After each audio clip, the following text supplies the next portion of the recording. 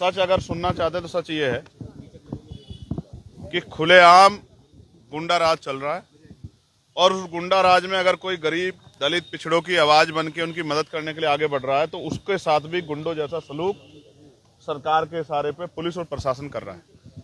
क्या एक चुनावा जनप्रतिनिधि किसी पीड़ित परिवार से नहीं मिल सकता है? इसका कोई जवाब प्रशासन और पुलिस के पास नहीं है। मुझसे मैंने फोन पे बात की, उन माँ को देखा, उस बहन को सुना, लेकिन सच ये है कि ये भी लोकतंत्र का चीरहरण है, लोकतंत्र को शर्मसार करने वाला विषय है। जब मैं यहीं खड़ा हूँ 1 किलोमीटर पे तो मुझे क्यों नहीं मिलने दिया जा रहा है? अगर मैं उनसे नहीं मिल सकता तो क्या उनको न्याय मिल सकता? समझ के देखो, कुछ तो ऐसा है जिसको छिपाया जा रहा है। सिर्फ सीबीआई जांच नहीं, 2 चीजें हैं जिसपे आप सुन लो। कम से कम 50 लाख रुपए का मुआवजा उस पीड़ित परिवार को मिलना चाहिए, कम से कम, जिससे वो परिवार अपने पैरों पे खड़ा हो। उसके परिवार को एक सरकारी नौकरी मिलनी चाहिए, क्योंकि वो मरने का हकदार नहीं था। उसने तो मेहनत से पैसे कमाए, जिन लोगों ने उसको लूटा। और अभी जब मैंने परिवार को वीडियो कॉल में देखा तो 4 लोग उसके साथ दिखाई दे रहे हैं। तो जब तक इस घटना की, इसको दूध का दूध पानी का पानी करने के लिए सीबीआई जांच नहीं होगी, तब तक पता नहीं लगेगा। और मैं आपके माध्यम से कहना चाह रहा हूं, चाहे मेरठ की घटना हो या मुजफ्फरनगर की, ये दोनों घटनाएं, इन दोनों घटनाओं में जिस तरह का व्यवहार पुलिस का, प्रशासन का आम जनता के प्रति रहा है, उससे मैं ये मानता हूं कि ऐसी स्थिति में न्याय नहीं होगा। हम जल्द अपने साथियों से बात करके कमजोर वर्गों की पंचायत जो है वो चाहे मुजफ्फरनगर में करें या मेरठ में करें, जब तक हमारी मांगे पूरी नहीं होगी हम उस पंचायत को चलाएंगे। ये पंचायत इसलिए होगी क्योंकि अगर वो हमें हमारे परिवार से नहीं मिलने देंगे तो हम अपने परिवारों को खुद अपने साथ बिठाकर उनके न्याय की लड़ाई को लड़ेंगे। आपसे बात हुई है पीड़ित परिवार से, क्या कुछ कहा? वो अपनी बात कह रहे थे, लेकिन उसके साथ उनकी आंखों से लगातार आंसू भी बह रहे थे, क्योंकि वो इस बात को भी कह रहे थे जब हमारे प्रतिनिधि को हमसे मिलने नहीं दिया जा रहा है तो हमें न्याय कैसे मिलेगा। ये बात उनकी सही है। आप 300 मीटर से यहाँ से पकड़ लेगी पुलिस उनको। मैं कोई अपराधी हूँ? देखिए 8-10 मर्डर कश्यप समाज के हो चुके हैं, 8-10 मर्डर आज तक सरकार ने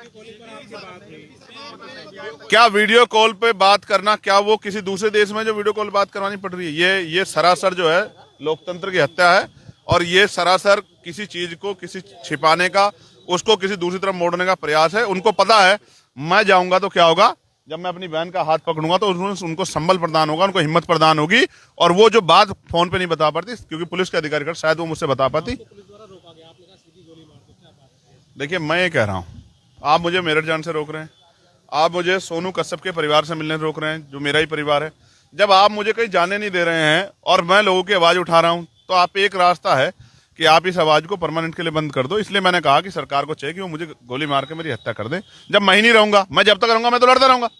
चाहे बुढ़ाने में आप जुल्म करोगे तो भी लड़ूंगा। जब आप यहाँ कश्यप समाज के 7-8 लोगों के मर्डर होंगे तो भी मैं लड़ूंगा।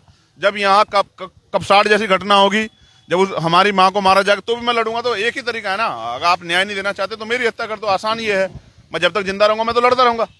तो आप मेरी हत्या कर दो, आपकी बहुत सारी मुसीबतें कम हो जाएंगी। या फिर आप मुख्यमंत्री जी से मैं कह रहा हूँ वो इस अन्याय को खत्म करें। अगर वो अन्याय को खत्म नहीं कर सकते तो उनको कोई अधिकार नहीं ये कहने का कि हमारे प्रदेश में कानून का राज है। आपने ये भी कहा है कि मैं बहुत जिद्दी हूँ, तो इसका क्या मतलब? जिद्दी का मतलब ये है कि मैं कानून की मर्यादा का पालन करता हूँ। पुलिस के लोग कह रहे हैं कि वहाँ लॉ एंड ऑर्डर डिस्टर्ब हो जाएगा, तो हो सकता है रात को फिर आपसे मुलाकात हो। इस बार मुलाकात हो सकता है मोटरसाइकिल से हो या ऑटो से हो, किसी भी चीज से हो। मैं अपने परिवार से मिलूंगा तो जरूर, ये बात ध्यान रखना। कि भाई हम महापंचायत करेंगे, आपको पीड़ित परिवार से तो मिलने नहीं दिया जा रहा, महापंचायत पर रोक नहीं लगेगी? अब मैं फिर कह रहा हूँ करो, आएगा ना पूरा समाज आएगा। आज तो मैं बिना बताया है ना, पूरा समाज आएगा। मुख्यमंत्री आता है, देखो मैं संवैधानिक आदमी हूँ, आप न्याय प्रिय किसी बात पे रोकोगे मैं खुद रुक जाऊंगा, लेकिन आप डंडे के जोर पे रोकोगे, गोली के जोर पे, तो इतनी तो हिम्मत नहीं है। गोली तो मैं खा सकता हूँ, मेरी अगर देखना, अगर गोली चली इस पंचायत में सोनू कश्यप की आवाज उठाने के लिए, कपसाड़ की जो हमारी बहन है उसकी आवाज उठाने के लिए, तो गोली सीने पे लगेगी, कमर पे लगेगी, याद रखना मेरे बात। कपसाड़ वाले मामले में जब पीड़ित अपने परिवार से मिली, उसने जो बयान जो उसके आए हैं वो उसने जिस तरह से कहा कि मेरे साथ तो गलत हुआ है, उसको लेकर ये उन सब लोगों के मुंह पे एक जोरदार तमाचा है जिसने पिछले 3-4 दिनों से उस बेटी का चरित्र हनन किया है, उस परिवार को गलत साबित करने का काम किया। जो तमाशा कर रहे थे, बड़े बड़े मंचों पे बड़े भाषण दे रहे थे, मैं एक बात बता रहा हूँ, ये गरीब समाज बड़ा भावुक समाज होता है। ये अगर इसने मन में ठान ली ना और अपने साथ जो अन्याय हो रहा है उसका बदला लेने की अपने मन में वो कर ली, तो बहुत सारे लोग बहुत सारे सदनों के दरवाजे नहीं देख पाएंगे, याद रखना मेरी बात को। धन्यवाद। नाम सर